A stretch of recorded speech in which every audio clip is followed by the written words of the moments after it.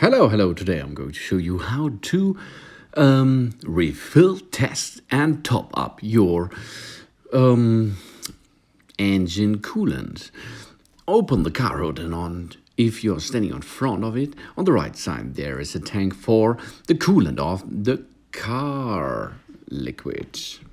Yeah, there are some marks, maximum, minimum, and we are going to see that the minimum range is reached. So we have to test it first. Use a coolant liquid tester for this. Dip it inside the tool and then you are going to read the value of it.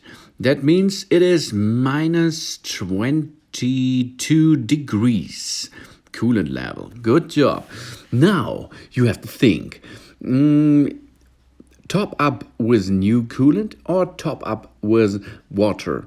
We are in Europe, so it's not so cold here.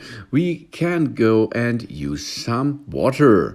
Yeah, distilled water, as you can see. Now, you top up it by using the water. Dip it a little bit inside the tank until the minimum the level until minimum and maximum level is reached. Then recover it and job's done.